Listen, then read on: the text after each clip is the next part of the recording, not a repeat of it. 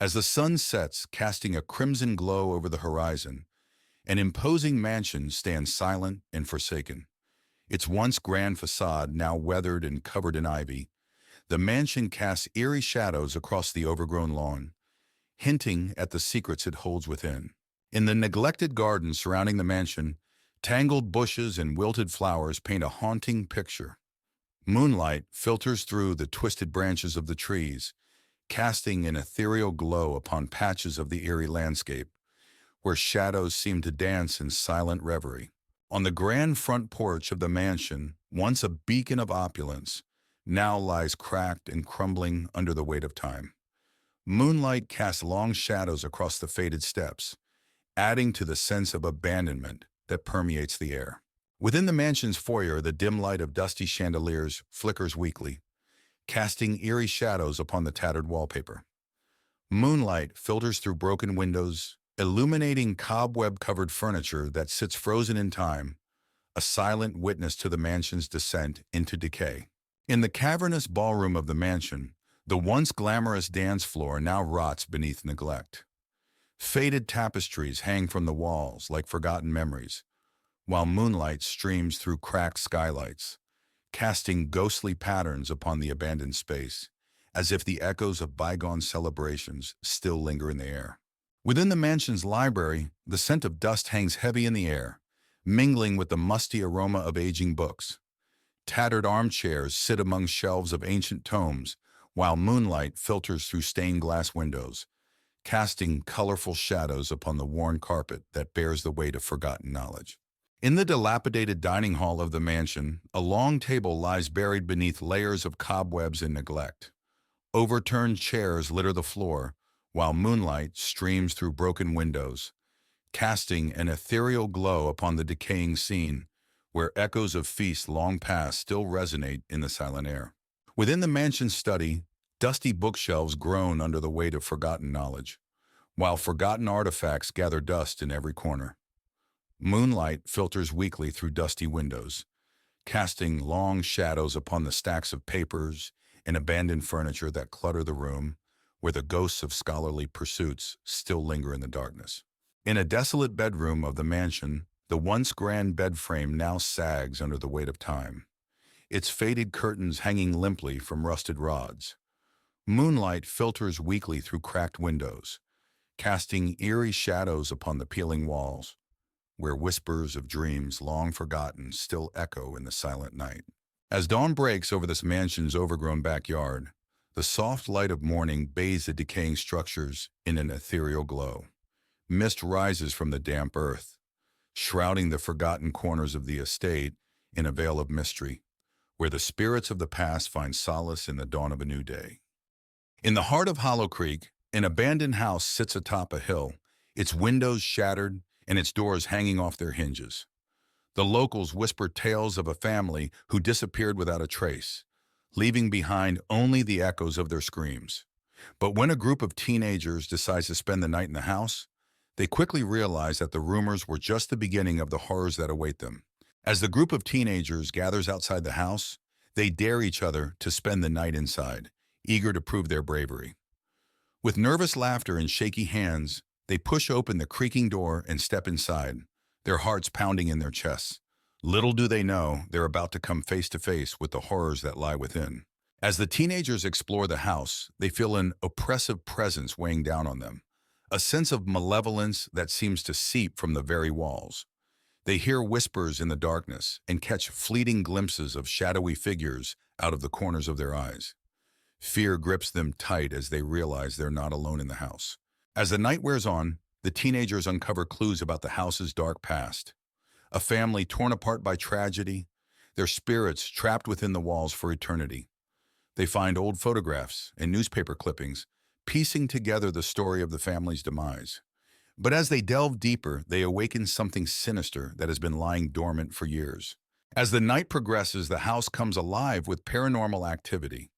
Doors slam shut on their own, objects move of their own accord, and ghostly apparitions appear in the darkness. The teenagers huddle together, their screams echoing through the empty halls as they realize they're trapped in a nightmare from which there's no escape. With adrenaline coursing through their veins, The teenagers make a final stand against the evil that haunts the house. Armed with makeshift weapons and fierce determination, they confront the ghostly apparitions that roam the halls, knowing that their survival depends on their ability to banish the darkness that lurks within. As dawn breaks, the paranormal activity subsides, and the house falls silent once more. The teenagers emerge from that darkness, battered and bruised but alive. They exchange weary smiles, knowing that they've faced their fears and emerged stronger for it. Though the scars of their ordeal will never fully heal, they take solace in the knowledge that they've conquered the darkness that once threatened to consume them. The camera pans over a serene lake surrounded by towering trees. The water reflects the golden hues of the setting sun, creating a picturesque scene. But beneath the tranquil surface lies a sinister secret waiting to be uncovered. A group of friends arrives at a lakeside cabin for a weekend getaway. They laugh and joke as they unpack their bags, eager to unwind and enjoy the beauty of nature. As night falls, one of the friends, Emma, shares a local legend about the lake, a tale of a vengeful spirit haunting its waters, seeking revenge on anyone who dares to disturb its slumber. The group dismisses the legend as mere superstition. Strange occurrences plague the cabin, whispers in the night, unexplained shadows flickering in the corners, and cold drafts chilling the air. The friends brush off their unease, attributing it to the eerie atmosphere of the lake. Exploring the cabin, one of the friends, Jack, finds an old journal hidden beneath the floorboards. Its pages reveal the tragic history of the lake, a tale of betrayal and murder that has haunted its shores for centuries. The vengeful spirit of the lake manifests, its ghostly form stalking the friends with malicious intent. Terror grips their hearts as they realize they are being hunted by a force beyond their understanding. In a desperate bid for survival, the friends confront the vengeful spirit at the water's edge. Armed with courage and determination, they must uncover the truth behind the spirit's rage to break the curse that binds them. Through bravery and sacrifice, the friends uncover the truth behind the spirit's curse and lay it to rest. As dawn breaks, they emerge from the darkness, forever changed by their harrowing ordeal. In an old, dusty attic, Emily found a large, ornate mirror covered with a white cloth. Curious, she pulled off the cloth, revealing a beautifully carved frame and a mirror that looked untouched by time. Her friend Jack warned her not to touch it, but Emily couldn't resist. As Emily gazed into the mirror, her reflection seemed to flicker. For a moment, she saw a shadowy figure standing behind her. She turned around quickly, but no one was there. Jack saw nothing and told her it was just her imagination. That night, Emily had a terrible nightmare. She dreamt of being trapped in the mirror, unable to escape. Shadowy figures surrounded her, whispering her name. She woke up in a cold sweat, the image of the figures lingering in her mind. The next day, strange things started happening. Objects moved on their own, and Emily felt a constant cold presence. Jack suggested they move the mirror back to the attic, but Emily felt an odd attachment to it and refused. Emily's grandmother visited and immediately recognized the mirror. She warned Emily about the curse, explaining that the mirror traps souls and that they must destroy it before it's too late. Emily was skeptical, but agreed to consider it. That evening, Emily started acting strange. Her eyes glazed over, and she spoke in a voice that wasn't her own.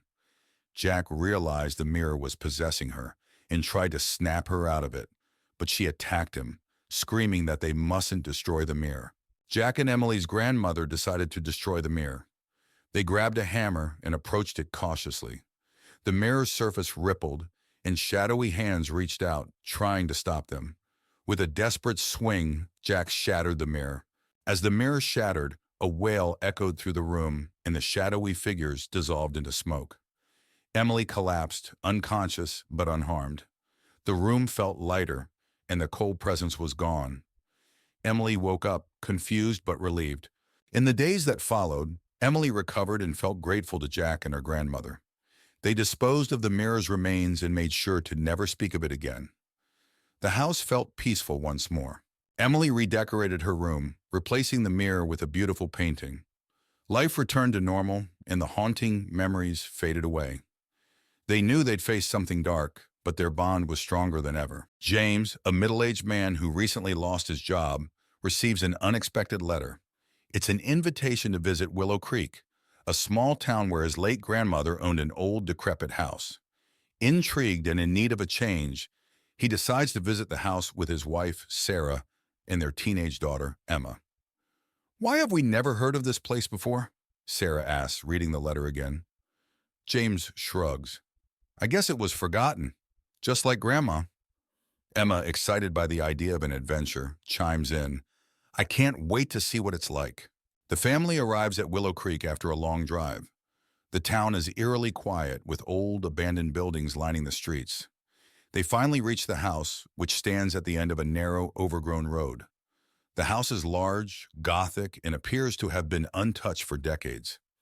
"This place is giving me the creeps," Sarah whispers, holding Emma's hand. James tries to reassure them. "It's just old. Let's see what's inside." Inside, the house is dark and filled with dust. The furniture is covered in white sheets, and cobwebs hang from the ceiling. As they explore, Emma finds an old diary in one of the bedrooms. "Look at this, Mom," Emma says, flipping through the pages. Sarah reads aloud, "June 12th, 1923. Strange noises keep me awake at night. I fear the spirits are restless." James frowns. "Spirits?" That night, the family tries to sleep, but strange noises echo through the house. Doors creak, and distant whispers can be heard. Emma wakes up in the middle of the night, feeling a cold breeze. She sees a shadowy figure at the foot of her bed. "Dad, is that you?" she whispers, but the figure vanishes.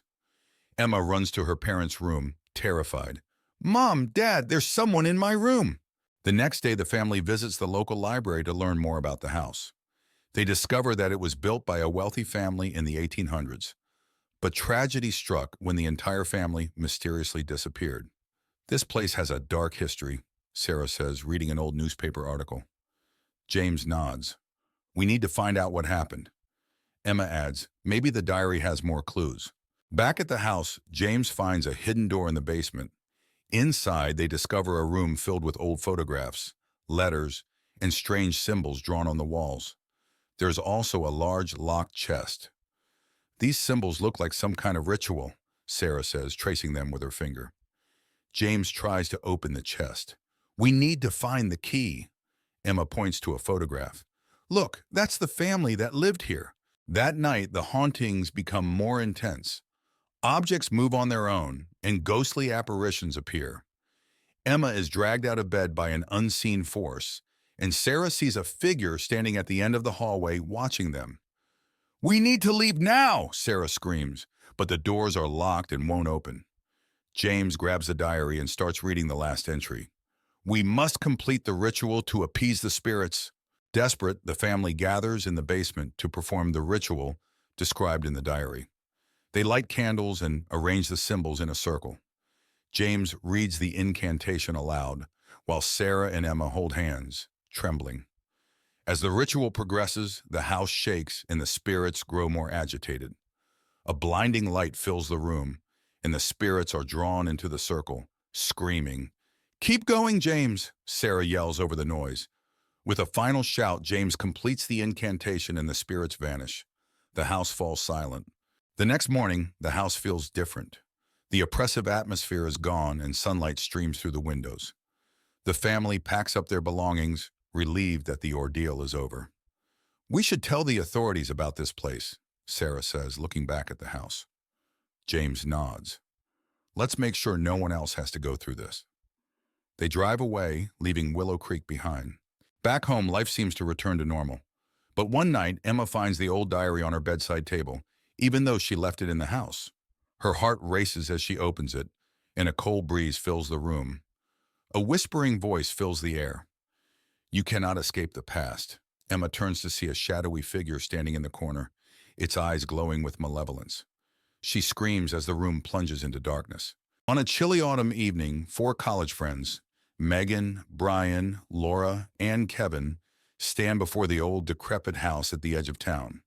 The house, abandoned for years, is known for its dark past. Kevin challenges the group to spend the night inside. With nervous laughter and a sense of adventure, they agree and push open the creaky gate. The front door groans as it swings open, revealing a dark, musty interior. Dust motes dance in the beams of their flashlights. The smell of mold and decay fills the air. They step inside, the floorboards creaking under their feet, and the door slams shut behind them with a deafening bang. They make their way to the living room, where an old grand piano stands covered in dust. The wallpaper is peeling, and the room is filled with antique furniture draped in white sheets. Brian lifts a sheet to reveal a mirror, and they see a fleeting reflection of a shadowy figure behind them. A cold breeze brushes past them, and they hear a whispering sound, faint but unmistakable.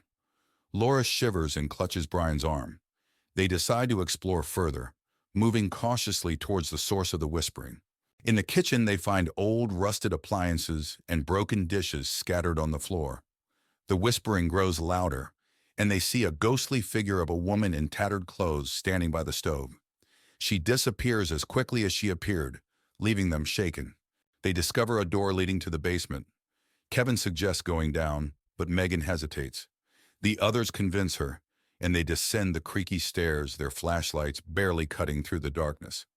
The air grows colder, and an oppressive feeling surrounds them. In the basement, they find an old wooden table with strange symbols carved into it. A low growling noise fills the room, and they see glowing eyes staring at them from the shadows. Panic sets in, and they scramble back up the stairs, the door slamming shut behind them. Breathless and terrified, they race towards the front door. The house seems to come alive, with doors slamming and ghostly wails echoing through the halls. They struggle to open the front door, finally bursting out into the cool night air. The house falls silent behind them. Outside, they collapse onto the grass, catching their breath. The house looms dark and silent behind them. They vow never to return, each one haunted by the memories of what they saw and heard. The night air is cold, but they feel a sense of relief and safety. Back in their dorms, the friends try to return to normal life. But each night, they are haunted by nightmares of the ghostly woman and the glowing eyes in the basement. The whispers still echo in their minds, reminding them that some horrors can never be forgotten.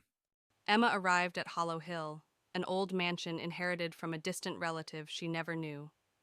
Surrounded by a dense forest, the mansion looked abandoned and sinister. The sky was overcast, and a sense of unease washed over her as she approached the entrance. Emma pushed open the heavy wooden door, which groaned loudly. Inside, the mansion was dark and musty. Dust covered every surface, and cobwebs hung in the corners. An eerie silence filled the air, broken only by the distant sound of creaking floorboards. Emma stepped into the living room, where old furniture lay shrouded in white sheets. An old fireplace dominated one wall, with a large mirror above it. She saw a faint movement in the mirror, but when she turned around, the room was empty. The only sound was the faint ticking of an old clock. In the hallway, Emma found portraits of her ancestors. The eyes of the painted figures seemed to follow her. She felt a chill as she passed by a particularly stern-looking man.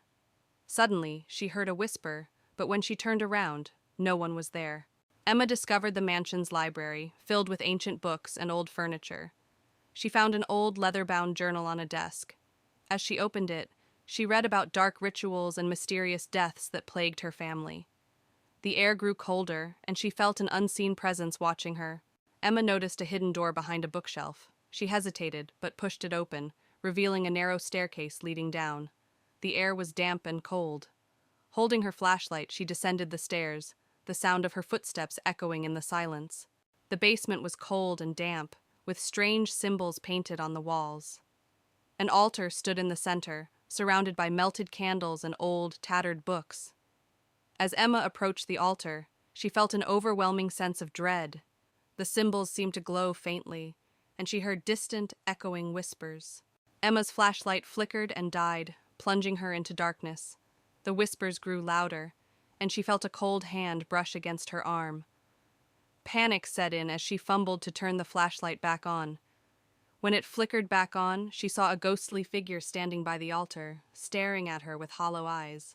Desperate to escape, Emma turned and ran up the stairs. The house seemed to come alive, with doors slamming and shadows moving around her. She reached the front door, threw it open, and ran into the stormy night, her heart pounding. She didn't stop until she reached her car. Breathing heavily, Emma glanced back at the mansion as she reached her car. In an upstairs window, she saw the ghostly figure watching her. The whispers faded, but the memory of that night would haunt her forever. She drove away, vowing never to return.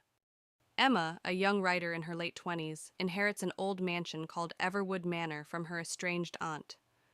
Hoping to find inspiration for her next novel, she moves into the house. As she steps inside, she feels an unsettling chill. The house, surrounded by tall, dark trees, looks like it hasn't been lived in for years. Dust covers the furniture, and the air is thick with the scent of old wood and mildew. She feels a strange sense of foreboding, but brushes it off as nerves. On her first night, Emma struggles to sleep. The house is filled with strange noises, the creaking of floorboards, the whisper of the wind through cracks in the windows, and distant, indistinct whispers. She hears what sounds like footsteps outside her bedroom door, but when she checks, no one is there. She returns to bed, uneasy and sleep-deprived. The next day, while exploring the house, Emma discovers a locked door in the basement. Curious, she searches the house and finds an old rusty key hidden in a drawer. She uses the key to unlock the door and finds a small room filled with old furniture, cobwebs, and a large, ornate mirror covered with a cloth. Emma removes the cloth from the mirror and, to her shock, sees the reflection of a young girl standing behind her. When she turns around, no one is there. The mirror begins to show disturbing images of past events in the house, including a girl being trapped and crying for help. Emma feels a chill run down her spine. Determined to find out more, Emma searches the house and finds an old diary hidden behind a loose brick in the fireplace. The diary belonged to her aunt and details a tragic story of a girl named Lily who lived in the house and mysteriously disappeared. Emma realizes the ghost she saw is Lily, trapped in the mirror. Emma decides to perform a seance to communicate with Lily's spirit. She sets up candles and chants words from the diary. The room grows cold, and Lily's ghost appears, revealing that she was trapped by a dark ritual performed by Emma's aunt. Lily begs Emma to free her. Following Lily's instructions, Emma gathers the items needed to break the ritual: a locket, a piece of Lily's clothing, and a special incantation. As she performs the ritual, the house shakes violently, and a dark, malevolent spirit tries to stop her. Emma persists, chanting the incantation louder and louder. The dark spirit attacks, but Emma continues the ritual, calling out to Lily for strength. A bright light fills the room, and the dark spirit screams before dissipating into nothingness. Lily's spirit smiles gratefully at Emma before ascending into the light, finally freed. With the haunting over, the house feels lighter and more welcoming. Emma finishes her novel, inspired by Lily's story. She decides to keep Everwood Manor and transform it into a place of peace and creativity. Sitting on the porch, she feels a deep connection to the house and its history, ready for a new beginning. The dense forest of Hollow Creek was known for its eerie legends. Sarah, a young journalist, drove through the fog-covered road, her headlights barely piercing the thick mist. She was here to investigate the mysterious disappearances that plagued the town. As she reached the edge of the forest, a grand, decaying mansion emerged from the fog. Sarah stepped inside the mansion, her footsteps echoing in the vast, empty space. The air was cold and damp, and the smell of mold filled her nose. She walked through the grand foyer, noticing the decaying furniture and torn paintings. Her flashlight flickered, casting long shadows on the walls. Sarah's exploration led her to an old library. Shelves of dusty books lined the walls, and a grand fireplace dominated one side of the room. As she examined the books, she noticed one that seemed out of place. Pulling it out, a hidden door creaked open, revealing a dark, narrow passageway.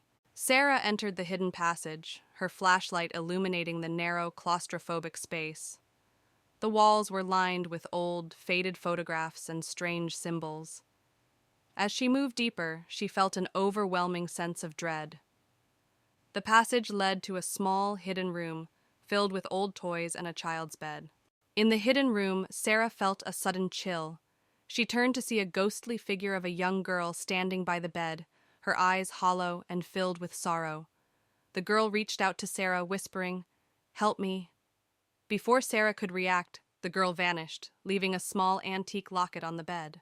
Sarah picked up the locket and opened it, revealing a photograph of the young girl and an inscription, "To my beloved daughter, Emily." Determined to uncover the truth, Sarah searched the mansion's records and discovered that Emily had disappeared decades ago. Her family had hidden a dark secret. Emily was not their only victim. As Sarah pieced together the tragic history, the spirits of the mansion grew restless. Shadows moved on their own, and ghostly whispers filled the air. Emily's spirit appeared again, this time leading Sarah to the basement. There she found the remains of Emily and other victims. The spirits demanded justice. Determined to set the spirits free, Sarah confronted the mansion's last living descendant, a reclusive old man. She forced him to confess to his family's crimes. As he admitted the truth, the spirits appeared, surrounding him. With a final, sorrowful wail, they dragged him into the shadows, vanishing forever. With the truth revealed and justice served, the mansion began to crumble. Sarah escaped just in time, watching from a distance as the once grand estate collapsed into ruins. The spirits of Hollow Creek were finally at peace, and the oppressive fog lifted, revealing a bright, clear sky. In a small town, Mia and Alex stumble upon an old mansion hidden behind overgrown bushes. Intrigued, they approach cautiously. The mansion looms tall, its windows boarded up and its facade crumbling. Mia feels a chill run down her spine as they step closer. Ignoring the warnings to stay away, Mia and Alex venture inside the mansion. The air is thick with dust and decay as they explore the dimly lit corridors. Strange whispers echo through the halls, sending shivers down their spines. They press on, drawn deeper into the mansion's mysteries. As they explore further, Mia and Alex come across old portraits lining the walls. The faces in the paintings seem to follow their every move, their eyes filled with an eerie intensity. Mia feels a sense of unease wash over her as she gazes into the eyes of the long-dead residents. As night falls, Mia and Alex hear strange noises echoing through the mansion. Soft whispers and the sound of footsteps on the creaky floorboards. A sense of dread washes over them as they realize they're not alone. They huddle together, their hearts pounding with fear. Suddenly, a ghostly figure materializes before Mia and Alex, a woman dressed in tattered clothing, her eyes hollow and empty. She reaches out to them, her voice a hollow whisper as she begs for release from her eternal torment. Mia and Alex recoil in horror, realizing they've stumbled upon something far more sinister than they ever imagined. With the ghostly figure closing in, Mia and Alex flee through the mansion's darkened corridors, their footsteps echoing loudly in the silence. They know they must escape before it's too late, before the darkness claims them as it has claimed so many before. Their hearts race as they race towards the exit, praying for salvation. As Mia and Alex burst through the mansion's doors, they find themselves back in the overgrown garden. The mansion looms behind them, silent and foreboding. Though they've escaped with their lives, they know they'll never truly be free from the horrors they encountered within its walls. Mia and Alex emerge from the woods, their hearts still racing with the memory of their ordeal. They vow never to return to the forgotten mansion, knowing that its secrets are best left undisturbed. As they walk away, they cling to each other, grateful to have survived the night. Emma, a young writer in her late 20s, inherits an old mansion called Ravenwood Manor from her estranged uncle. She decides to visit the house, hoping it will be a quiet place to write her novel. As she arrives, she feels an unsettling chill in the air. The house, surrounded by dark woods, looks like it hasn't been touched in years. Vines creep up the stone walls, and the windows are dark and foreboding. On her first night, Emma struggles to sleep. The house creaks and groans as if it's alive.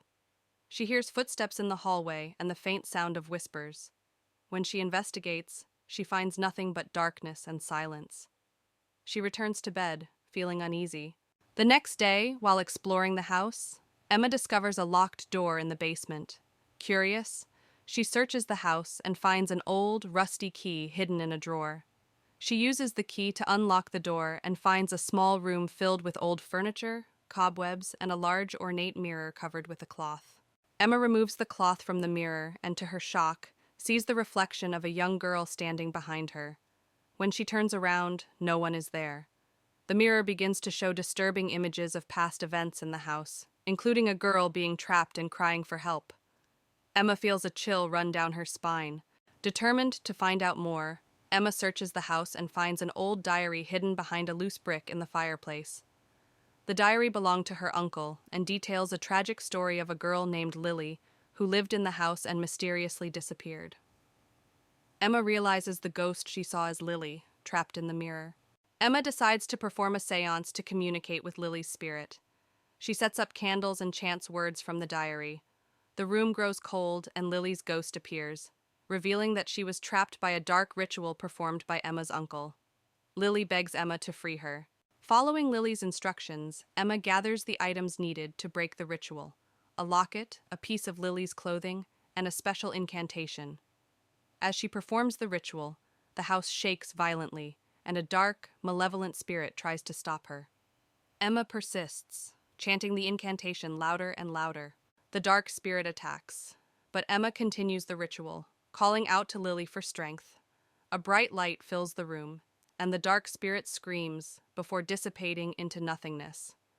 Lily's spirit smiles gratefully at Emma before ascending into the light, finally freed. With the haunting over, the house feels lighter and more welcoming. Emma finishes her novel, inspired by Lily's story. She decides to keep Ravenwood Manor and transform it into a place of peace and creativity. Sitting on the porch, she feels a deep connection to the house and its history, ready for a new beginning. A narrow path winds its way into the heart of the dense forest, the trees towering overhead like ancient guardians. As the sun dips below the horizon, long shadows stretch across the forest floor, setting a sinister tone for what lies ahead. Within the depths of the forest lies a moonlit clearing, bathed in an ethereal glow. The towering trees encircle the space, their branches swaying in an unsettling silence. Wisps of fog creep along the ground, adding to the eerie atmosphere of the secluded grove. Amidst the darkness stands an abandoned cabin, its once sturdy structure now crumbling under the weight of neglect. Boarded-up windows and sagging roof shingles give it a desolate appearance, while the encroaching vines seem to reclaim it for nature. The air is heavy with a palpable sense of unease. The forest path twists and turns, disappearing into the inky darkness of the woods. Twisted roots snake across the forest floor, tripping hazards in the dim light. Above, the canopy creates eerie patterns of shadow and light, adding to the sense of disorientation and dread. Within the depths of the forest flows the Whispering Brook, its gentle waters shimmering in the pale moonlight. Overhanging branches sway in the night breeze, casting eerie shadows that dance upon the surface of the water. Despite its serene appearance, an underlying sense of unease lingers in the air.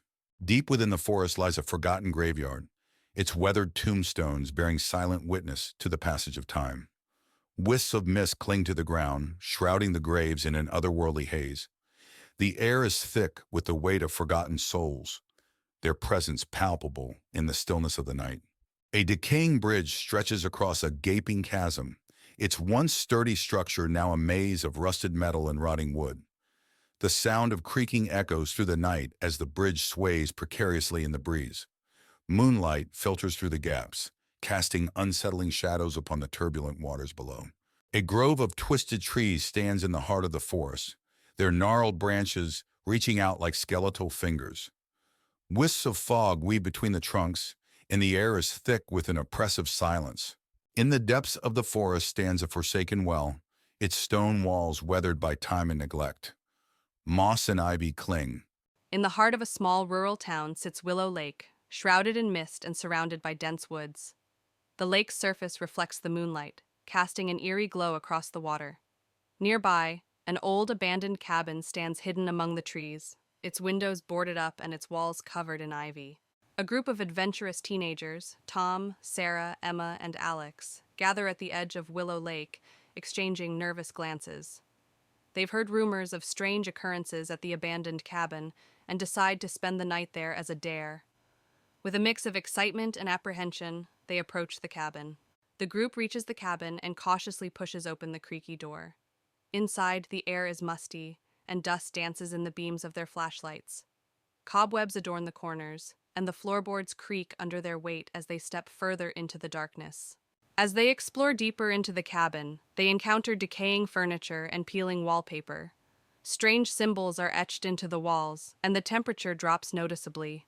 A sense of unease settles over the group as they realize they are not alone in the cabin. Suddenly, a chilling wind sweeps through the cabin, extinguishing their flashlights. In the darkness, they hear whispers and footsteps, echoing from all directions. Panic sets in as a ghostly figure materializes before them, its eyes glowing with malevolent intent. With terror driving them, the teenagers flee from the cabin, their screams echoing through the woods. They stumble blindly through the darkness, their hearts pounding in their chests. Behind them, the ghostly figure watches with a sinister grin, knowing it has claimed yet another victim. Eventually, the teenagers emerge from the woods, their bodies trembling with exhaustion and fear. They vow never to return to Willow Lake or the haunted cabin again, haunted by the memory of their terrifying encounter. But unknown to them, the ghostly figure still lurks in the shadows, waiting for its next victims. Jonathan, a middle-aged man with a strained relationship with his family, receives a letter informing him of an inheritance from his late uncle. The inheritance includes a remote mansion in the countryside. Curious and financially strained, Jonathan decides to visit the mansion with his wife, Laura, and their teenage daughter, Megan. Laura looks worried. "Are you sure about this? We don't even know much about your uncle." Jonathan nods. "We need a fresh start, and maybe this place can offer that." Megan, always the adventurous one, says excitedly, "It'll be like an adventure." The family arrives at the mansion late in the afternoon. The mansion stands tall and imposing, surrounded by a dense forest. The air is thick with the scent of decay, and the atmosphere is eerily quiet. Megan shivers. This place feels off. Jonathan, trying to be positive, says, "It's just old. Let's see what's inside." Laura clutches Megan's hand. "Stay close, honey." Inside, the mansion is filled with dust and cobwebs. The furniture is covered with white sheets, and the air is musty. As they explore, Megan finds an old, ornate mirror in one of the rooms. The mirror's surface is strangely clean compared to the rest of the house. "Look at this mirror," Megan calls out. Laura touches the frame. "It's beautiful, but out of place here." Jonathan frowns. "Why is it so clean?" That night, the family tries to settle in. Jonathan and Laura fall asleep quickly, but Megan struggles. Around midnight, she hears faint whispers and feels a cold breeze.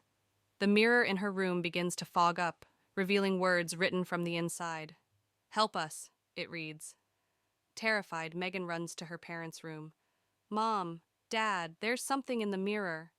Jonathan, groggy, tries to comfort her. "It's just your imagination, Megan. Go back to sleep." The next day, the family visits the local library to learn more about the mansion. They discover that it was owned by Jonathan's uncle, who was a reclusive and eccentric man interested in the occult. Laura reads from an old newspaper. Local recluse found dead under mysterious circumstances. Mansion believed to be haunted. Jonathan sighs. "This explains a lot. We need to be careful." Megan, still shaken, adds, "What if the spirits are still here?" Back at the mansion, Jonathan discovers a hidden door in the basement. Inside, they find an old study filled with books on the occult, strange artifacts, and a large, locked chest. Laura examines a book. "He was really into dark stuff. This can't be good." Jonathan tries to open the chest, but fails. "We need to find the key. There might be answers inside." Megan points to a strange symbol on the wall. "I've seen this symbol before, in my room." That night, the hauntings escalate. Objects move on their own, and ghostly apparitions appear. Megan is dragged out of bed by an unseen force, and Laura sees a shadowy figure standing at the end of the hallway watching them. "We have to leave now," Laura screams, but the doors are locked and won't open. Jonathan grabs an old book from the study. "This book has instructions to banish the spirits. We need to perform the ritual." Desperate, the family gathers in the basement to perform the ritual. They light candles and arrange the symbols in a circle. Jonathan reads the incantation aloud, while Laura and Megan hold hands, trembling. As the ritual progresses, the house shakes, and the spirits grow more agitated. A blinding light fills the room, and the spirits are drawn into the circle, screaming. "Keep going, Jonathan!" Laura yells over the noise. With a final shout, Jonathan completes the incantation and the spirits vanish. The house falls silent. The next morning, the mansion feels different. The oppressive atmosphere is gone, and sunlight streams through the windows. The family packs up their belongings, relieved that the ordeal is over. "We should tell someone about this place," Laura says, looking back at the mansion. Jonathan nods. Let's make sure no one else has to go through this. They drive away, leaving the mansion behind. Back home, life seems to return to normal. But one night, Megan finds the old mirror in her room, even though they left it at the mansion. Her heart races as she sees words slowly appear on the surface. "We are not done," it reads. Megan turns to see a shadowy figure standing in the corner, its eyes glowing with malevolence. She screams as the room plunges into darkness. It was a cold, rainy evening when Emily received a letter from a law firm she had never heard of. Her great-uncle, a man she had never met, had passed away and left her his mansion, Blackwood Manor. Intrigued by the unexpected inheritance, Emily decided to visit the old house with her friends, Mark, Sophie, and Daniel. "I can't believe this place is mine," Emily said as they drove up the winding road to the mansion. Blackwood Manor loomed ahead, a Gothic structure with ivy-covered walls and dark, empty windows that seemed to watch their every move. "Looks like something out of a horror movie," Daniel joked, though his eyes reflected a hint of fear. Inside, the mansion was even more imposing. High ceilings, dusty furniture, and cobwebs in every corner gave it an eerie atmosphere. They split up to explore, each drawn to different parts of the house. "Look at this place," Sophie said, her voice echoing in the grand foyer. "It's like stepping back in time." Emily found herself in the library, where she discovered old family portraits in a large leather-bound book on a pedestal. As she opened it, a chill ran down her spine. The book contained detailed accounts of strange rituals and ghostly sightings. "This is weird," she murmured, feeling an inexplicable sense of dread. That night, the friends settled into their rooms.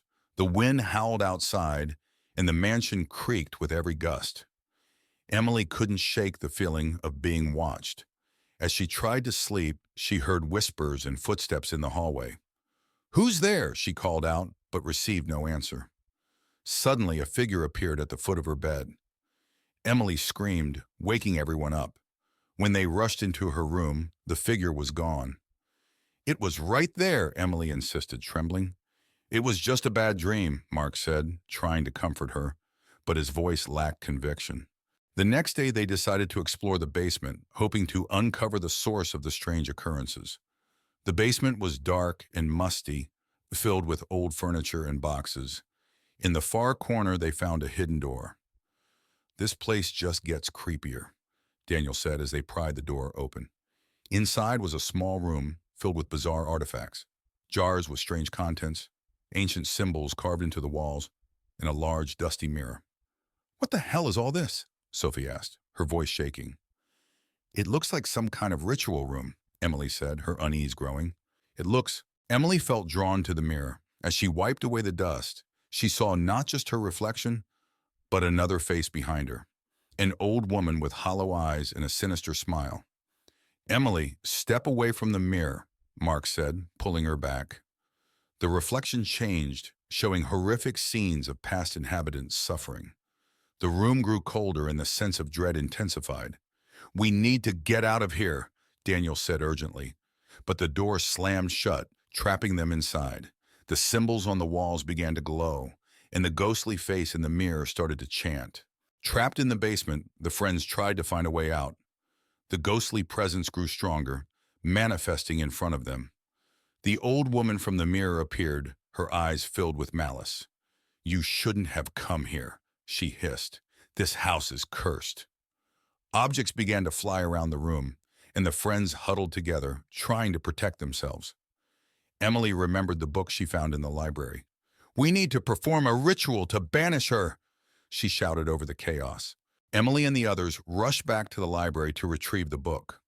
As they read through the incantations, the mansion seemed to come alive, with doors slamming and windows shattering.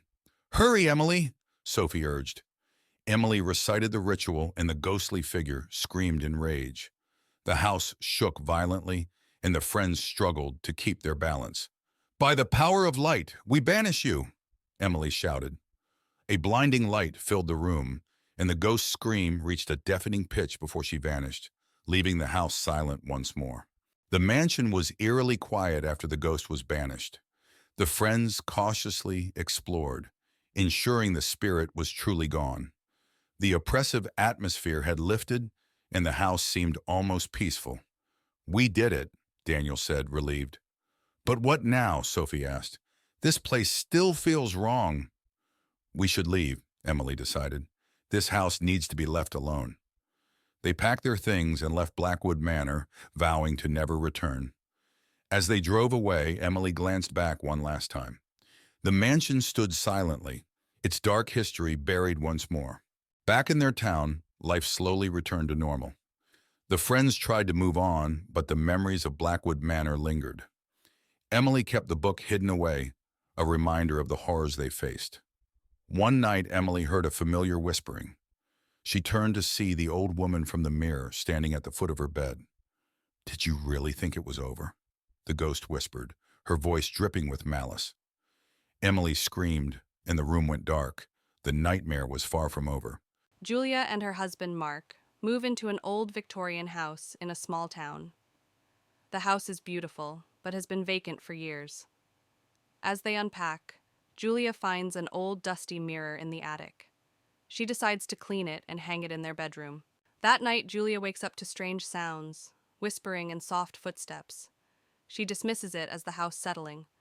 However, when she looks into the mirror, she briefly sees a shadowy figure behind her before it vanishes.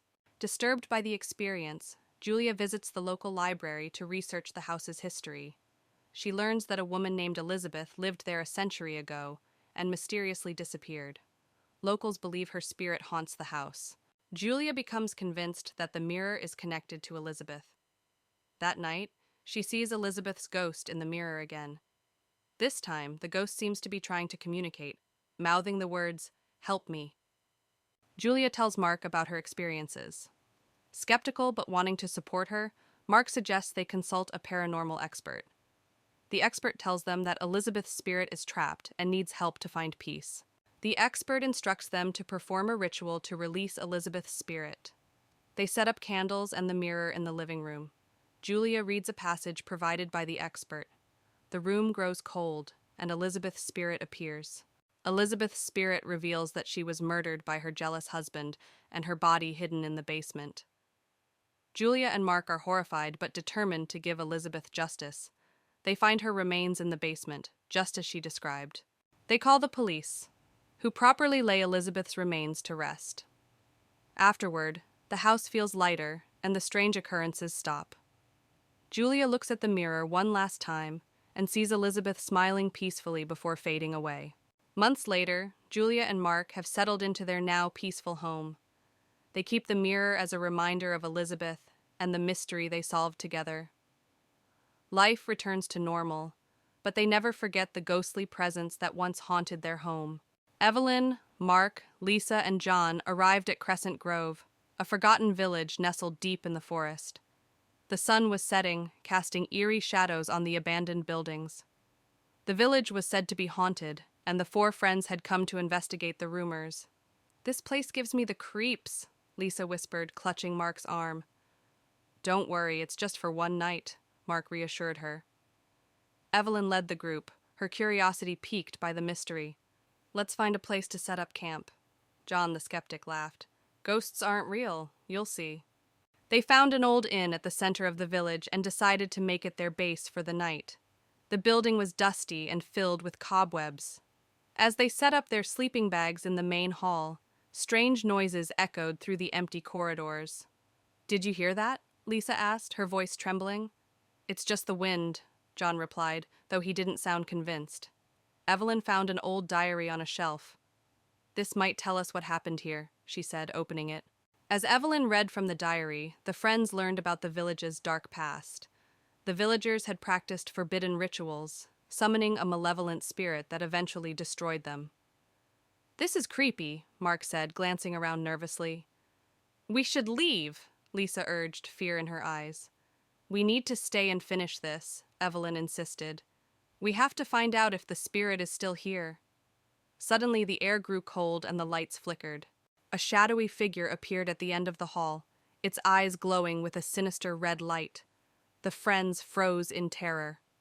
"Run!" Mark shouted, but the figure moved faster, blocking their exit. Evelyn held up the diary like a shield. We need to use the ritual described here to banish it. The spirit lashed out, knocking John to the ground. Lisa screamed and Mark pulled her back, trying to protect her.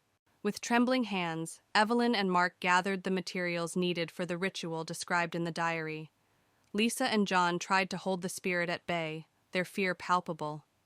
Hurry up, Lisa cried as the spirit advanced. We're almost ready, Evelyn said, her voice shaking. Mark, light the candles. Mark lit the candles, forming a protective circle. Evelyn began to chant the incantation from the diary, her voice growing stronger with each word. The spirit roared in fury, trying to break through the protective circle.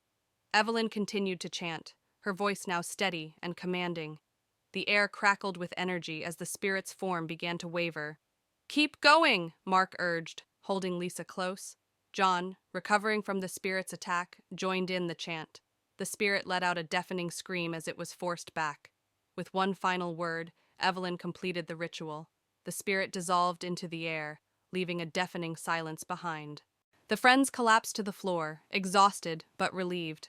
The oppressive atmosphere lifted, replaced by a peaceful silence. We did it, Evelyn said, her voice barely above a whisper. Let's get out of here, Lisa urged, her eyes still wide with fear. They gathered their things and left the inn, the first light of dawn breaking over the horizon. As they walked away from Crescent Grove, they felt a sense of triumph and relief. Let's never do this again, John said, managing a weak smile. As they walked away from the village, the sun rose higher, casting a warm glow over the forest. The village behind them was now just a distant memory, a place they would never forget but never return to. Let's make a pact, Evelyn said, stopping to look at her friends. We never speak of this again. Agreed, Mark, Lisa, and John said in unison. They walked on, the past behind them and the future ahead, grateful to have survived the haunting of Crescent Grove. A car winds its way through the thick fog, approaching the small town of Willow Creek. Inside are four friends, eager for a weekend of camping and adventure.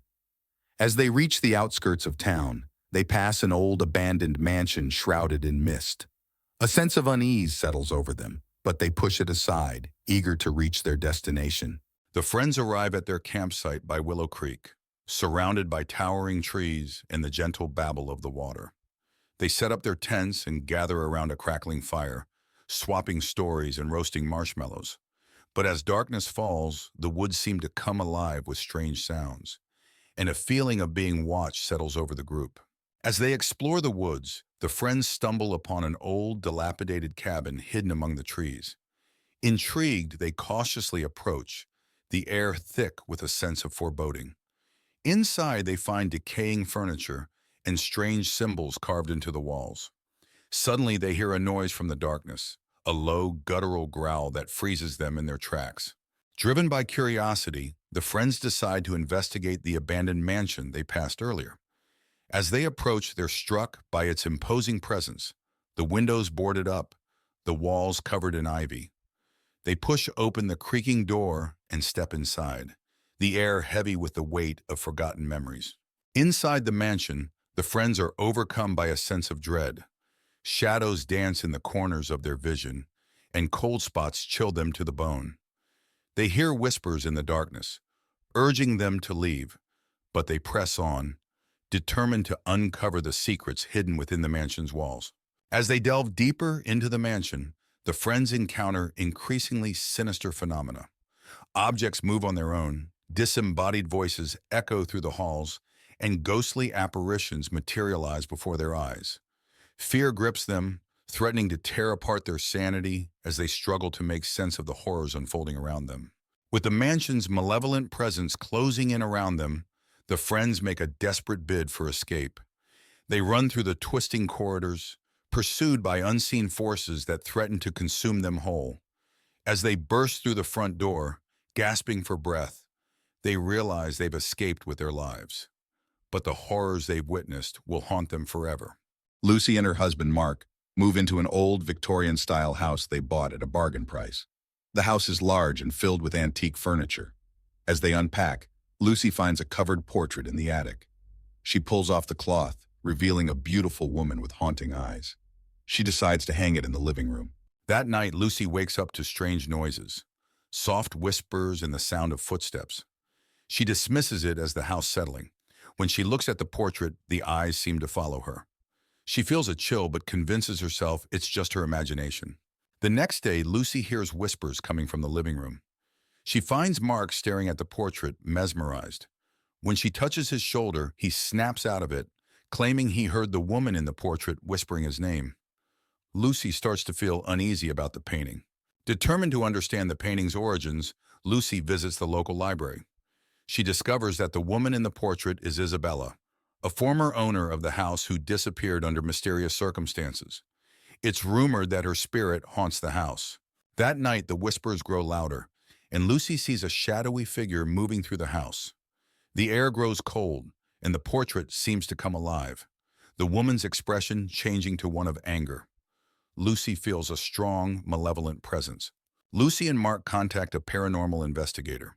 The investigator explains that Isabella's spirit is trapped and angry. He suggests they find something that belonged to Isabella and use it to perform a ritual to release her spirit. Lucy searches the attic and finds an old diary belonging to Isabella. The diary details her life and the love she lost. It also mentions a locket that she cherished. Lucy finds the locket hidden in a secret compartment in the attic. Lucy and Mark, guided by the paranormal investigator, perform the ritual using the locket. As they chant, the house shakes, and Isabella's ghostly figure appears. She looks sad, but grateful. She reaches out, touches the locket, and then fades away. The air becomes warm and peaceful. With Isabella's spirit at rest, the house feels lighter and more welcoming. The whispers and footsteps stop. Lucy and Mark decide to stay and cherish the history of the house. They hang the locket in a special place to remember Isabella. Months later, Lucy and Mark enjoy their peaceful home. They often think about Isabella and the extraordinary events that brought them closer together. The house is no longer haunted, but the memories of the past live on in a peaceful way. In a quiet, small town nestled among rolling hills, the last rays of the setting sun paint the sky in hues of orange and pink. Cozy houses line the streets, their windows glowing warmly against the encroaching darkness. But beneath the tranquil facade, whispers of something sinister linger in the air. On the outskirts of town stands an old, abandoned house, its once grand facade now crumbling and decayed. Windows are boarded up, and the yard is overrun with weeds that seem to reach out like grasping fingers. Moonlight bathes the scene in an otherworldly glow, casting long, ominous shadows that seem to pulse with a life of their own. Inside the abandoned house, the living room is frozen in time, its once grandeur now a distant memory. Dusty furniture sits silent and still, draped in cobwebs that hang like gossamer threads from the ceiling. Moonlight filters weakly through cracks in the boarded-up windows, casting eerie patterns that dance upon the worn floorboards. Beyond the abandoned house stretches a dense forest, its twisted trees looming like silent sentinels in the darkness. Long, twisted shadows dance upon the forest floor, moving with an otherworldly grace. The air is thick with the sound of rustling leaves and the distant whispers that seem to echo through the trees, sending shivers down the spine of any who dare to venture within. In the kitchen of the abandoned house, decay holds sway, with peeling wallpaper and rusty appliances bearing witness to the passage of time. Moonlight filters weakly through grimy windows, casting eerie shadows that seem to writhe and twist upon the cracked linoleum floor, as if alive with some unseen presence. In the heart of the forest lies an ancient cemetery, its weathered headstones standing sentinel over the graves of generations long gone. Moonlight bathes the scene in an ethereal glow, casting shadows that seem to dance among the graves, whispering secrets of the past to any who will listen. Within the abandoned house, a desolate bedroom lies silent and still, its once cozy atmosphere now replaced by an oppressive sense of emptiness. A rotting bed frame stands as a silent sentinel against the decaying walls, while tattered curtains flutter in the breeze. Moonlight filters weakly through cracked windows, casting eerie shadows that seem to linger like phantoms in the night. A decrepit bridge spans a gaping chasm, its rusted metal groaning and creaking in the wind. Moonlight reflects off the murky waters below, casting eerie reflections on the moss-covered stones that line the riverbank. The air is heavy with the scent of decay, and a sense of foreboding hangs thick in the air. Deep within the bowels of the abandoned house lies the basement, a dark and musty chamber filled with cobwebs and decay. Moonlight filters weakly through a small barred window, casting eerie shadows that seem to dance upon the damp concrete floor like specters in the night. As dawn breaks, the town square is bathed in the soft light of a new day, casting long shadows that retreat before the encroaching sunlight. The darkness gives way to the promise of a new beginning, but the whispers of the shadows linger, a reminder of the horrors that lurk within the depths of the night. Ravenswood Manor was infamous in the small town of Crestwood. Emily, a curious historian, decided to explore the mansion for her research on haunted houses. She arrived just as the sun was setting, casting long shadows across the old, decrepit building. The iron gates creaked as she pushed them open, feeling a chill run down her spine. Emily pushed open the heavy wooden door, which groaned loudly. Inside, the mansion was dark and musty. Dust covered the floor, and cobwebs hung from the ceiling. She turned on her flashlight, revealing a grand but neglected foyer. Her footsteps echoed ominously as she walked down the main hallway, her breath visible in the cold air. As Emily explored, she noticed the shadows on the walls seemed to move independently of the light. She heard faint whispers like a distant conversation. Her heart raced as she spun around, but the hall was empty. Determined to continue, she pressed on, feeling the unseen eyes watching her every move. A dimly lit dining room with a large old portrait of a stern-looking woman hanging on the wall. The eyes in the painting appear to follow Emily as she moves. Emily stands close to the painting, looking at it with a mix of curiosity and fear. The room feels cold, with visible breath in the air, adding to the chilling atmosphere. A dark, dusty basement with strange symbols painted on the walls and old books scattered on a table. Emily stands in the center, holding a journal and reading it with a look of horror and fascination. The atmosphere is mysterious and filled with an air of dark secrets and ancient curses. As Emily read the journal, the basement grew colder. A ghostly figure of Eliza Ravenswood appeared, her face twisted with rage. She pointed at Emily and screamed, "You should not have come here!" The walls shook, and the air filled with a chilling wind. Emily knew she had to leave immediately. Emily bolted up the stairs, the spirit's screams echoing behind her. She raced through the mansion, the walls seeming to close in on her. She burst through the front door and into the night, gasping for breath. The house stood silent and still, but she could feel the weight of its curse pressing down on her. Back in her apartment, Emily reviewed the photos and notes she had taken. The evidence of the haunting was undeniable. She wrote her article, revealing the dark history of Ravenswood Manor. As she finished, she felt a cold draft and heard Eliza's voice whisper, "You cannot escape the curse." She knew the haunting was far from over. In a remote forest clearing stands an old, dilapidated cabin, its windows boarded up and its door barely hanging on its hinges. 4 friends, Tom, Sarah, Mike, and Emily, arrive at the cabin for a weekend getaway. The sun is setting, casting long shadows over the eerie landscape. Inside the cabin, the air is thick with dust and decay. Cobwebs hang from the rafters, and the floorboards creak ominously underfoot. The friends explore cautiously, their footsteps echoing off the walls as they navigate the dimly lit rooms. As they search the cabin, they discover a trapdoor leading to a dark, musty basement. With trepidation, they descend into the depths below, their flashlights cutting through the darkness. The air grows colder, and the sound of dripping water echoes off the stone walls. In the basement, they begin to hear faint whispers that seem to echo off the stone walls. The whispers grow louder and more insistent, filling the air with an eerie chorus. The friends exchange nervous glances, their hearts pounding as they try to locate the source of the haunting sounds. Suddenly, ghostly figures materialize before them, translucent apparitions with hollow eyes and outstretched hands. The ethereal beings glide through the darkness, their movements graceful yet unsettling.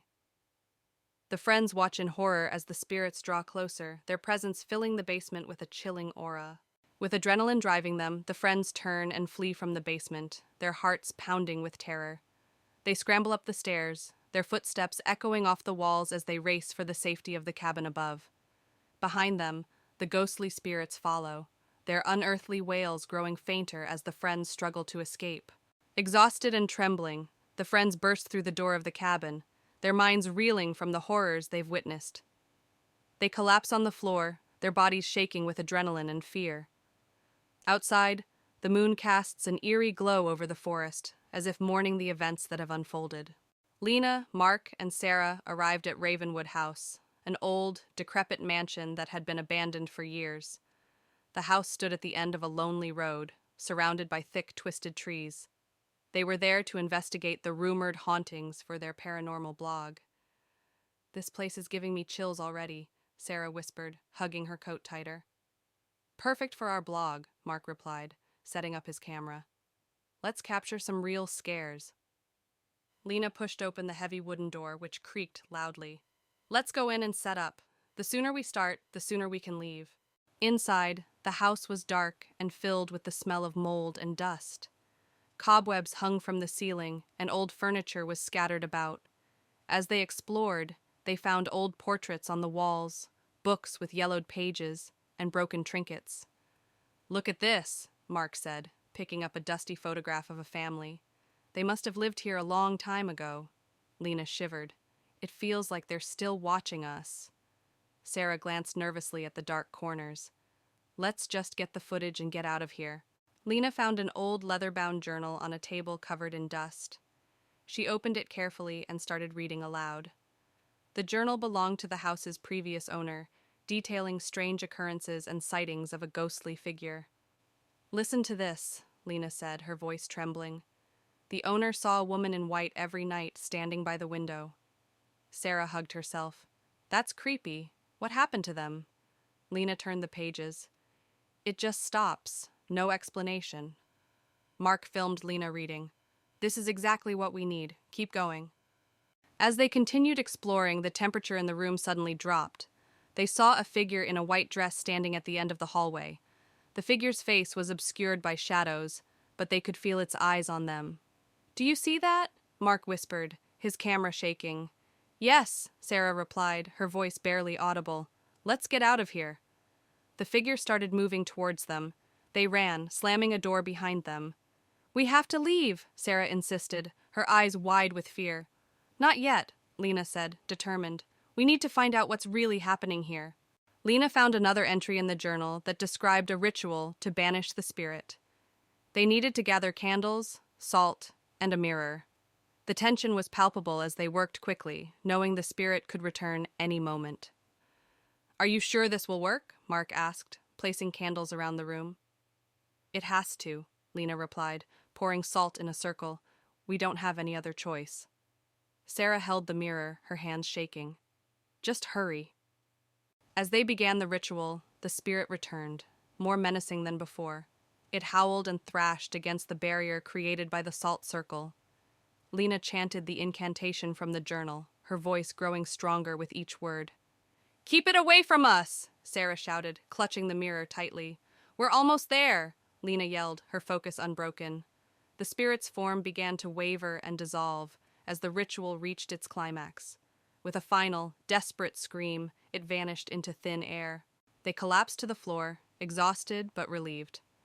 The oppressive atmosphere lifted, replaced by an eerie calm. "We did it," Lena said, her voice barely a whisper. "Let's get out of here," Sarah urged, her eyes still wide with fear. They gathered their equipment and left the house, the first light of dawn breaking over the horizon.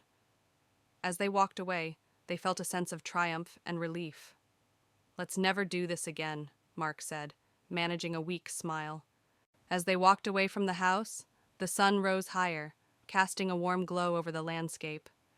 The house behind them was now just a distant memory, a place they would never forget but never return to. "Let's make a pact," Lena said, stopping to look at her friends. "We never speak of this again."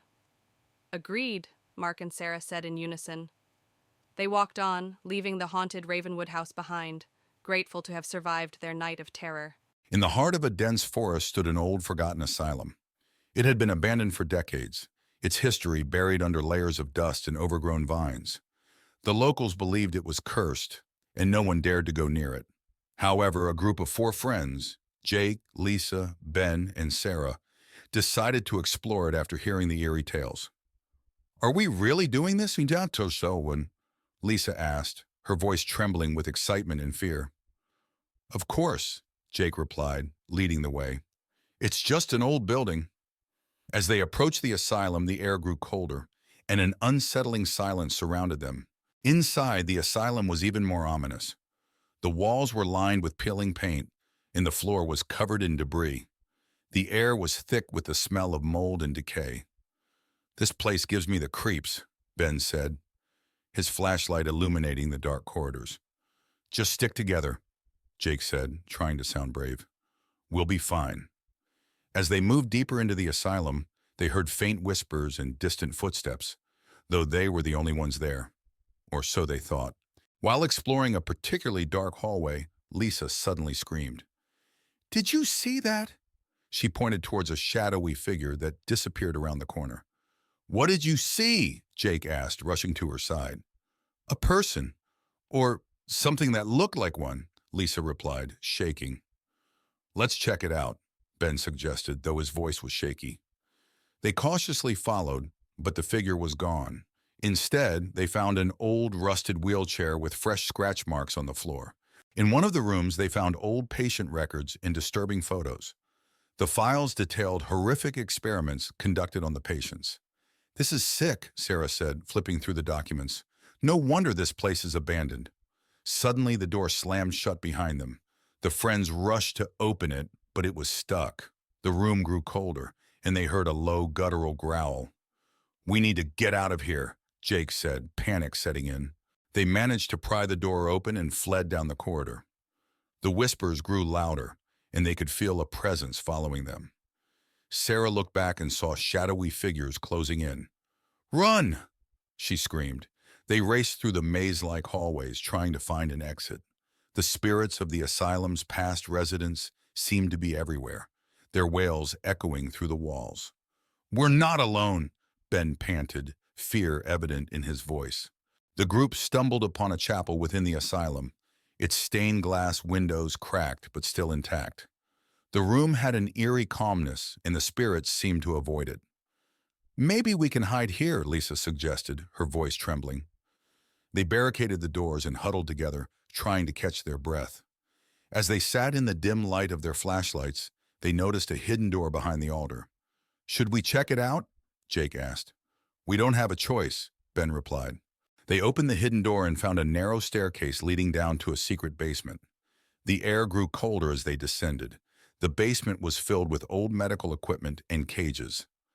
This must be where they conducted their experiments, Sarah whispered. As they explored, they found a large, iron-bound book, filled with incantations and rituals. The book seemed to pulse with a dark energy. We need to destroy this, Jake said. It might be the source of the curse. With the book in hand, they returned to the chapel. They decided to perform a ritual to break the curse. As they began chanting from the book, the spirits became more aggressive, banging on the doors and windows. Keep going, Alex shouted. The room shook, and the spirits' wails grew louder. Just as it seemed the spirits would break through, a blinding light filled the chapel, and the spirits screamed one final time before vanishing. It's over, Emily whispered, dropping the book. The spirits gone, the friends made their way out of the asylum. The building seemed less menacing now, the air lighter. We made it, Lisa said, relief evident in her voice. As they reached the forest edge, they turned back to see the asylum one last time. It stood silently, as if the horrors within had finally been laid to rest. We should go, Ben said, and never speak of this place again. Back in town, life slowly returned to normal. The friends promised each other to never speak of the asylum again. However, the memories of that night lingered. A few weeks later, Sarah received a package. Inside was another iron-bound book, similar to the one they had destroyed. Attached was a note, for your collection. Her heart raced as she realized the curse might not be broken after all. In the heart of the town lies an abandoned asylum, its crumbling walls looming ominously against the night sky. 4 friends, Emma, Alex, Lily, and Jake, embark on a dare to spend the night inside. As they approach, the moon casts eerie shadows on the broken windows. With trepidation, they push open the rusted gates and step into the asylum's courtyard. The air is heavy with the scent of decay, and the sound of their footsteps echoes off the crumbling walls. As they enter the main entrance, a chill runs down their spines. As they enter a long-abandoned ward, they begin to hear faint whispers that seem to echo through the halls. The whispers grow louder and more insistent, filling the air with an otherworldly chorus that sends shivers down their spines. Suddenly, they come face to face with a ghostly apparition, a spectral figure with hollow eyes and tattered clothing. Its ethereal form glides towards them, its movements hauntingly graceful. Frozen with fear, they realize they are in the presence of something not of this world. With a collective scream, the friends turn and flee from the asylum, their hearts pounding with terror. They race through the dark hallways, their breath ragged and their footsteps echoing off the walls. Behind them, the ghostly whispers follow, urging them to return to the darkness. Exhausted and trembling, the friends emerge from the asylum, their minds reeling from the horrors they've witnessed. They vow never to speak of their night in the abandoned asylum again, haunted by the whispers that linger in the darkness. Exhausted and trembling, the friends emerge from the asylum, their minds reeling from the horrors they've witnessed. They vow never to speak of their night in the abandoned asylum again, haunted by the whispers that linger in the darkness. In a tranquil forest clearing, the dying light of day casts long shadows over the lush greenery. At the center of the clearing looms a rustic cabin, its weathered facade hinting at secrets hidden within.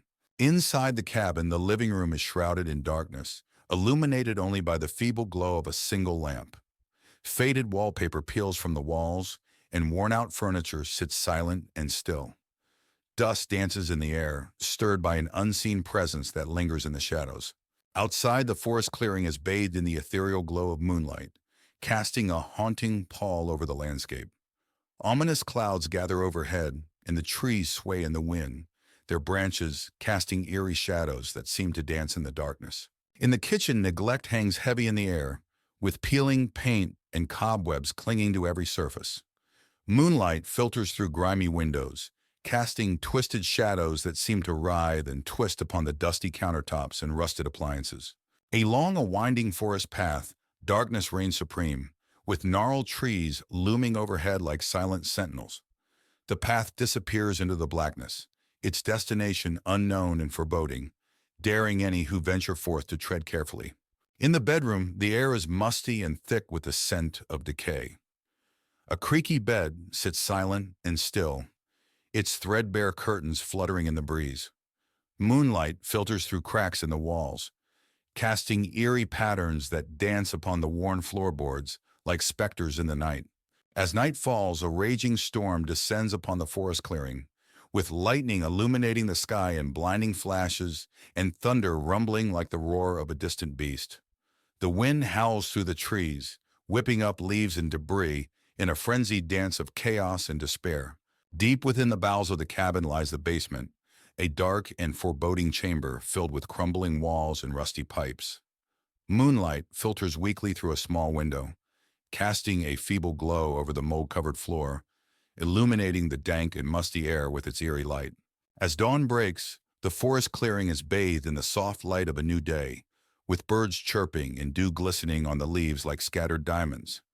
The storm has passed, leaving behind a sense of calm and renewal that belies the horrors that lurk within the haunted cabin. In the cabin's living room, morning sunlight streams through the windows, banishing the shadows and illuminating the space with its warm embrace. Dust motes dance lazily in the air, and the oppressive atmosphere of the night has lifted, replaced by a sense of peace and serenity that signals the dawn of a new day. Emma, a young writer in her late 20s, inherits Blackwood Manor from her estranged grandmother. The manor is located on the outskirts of a small town, surrounded by dense, dark woods. Emma decides to move in, hoping the isolation will inspire her writing. As she arrives, she feels an eerie chill. The mansion, with its tall spires and ivy-covered walls, seems to loom over her ominously. Despite her unease, Emma is determined to make this her new home. On her first night, Emma struggles to sleep. The house is filled with strange noises, the creaking of floorboards, the whisper of the wind through cracks in the windows, and distant, indistinct whispers. She hears what sounds like footsteps outside her bedroom door, but when she checks, no one is there. She returns to bed, her mind racing with unease and exhaustion. The next day, while exploring the house, Emma discovers a locked door in the attic. Curious, she searches the house and finds an old rusty key hidden in a drawer. She uses the key to unlock the door and finds a small room filled with old furniture, cobwebs, and a large ornate mirror covered with a cloth.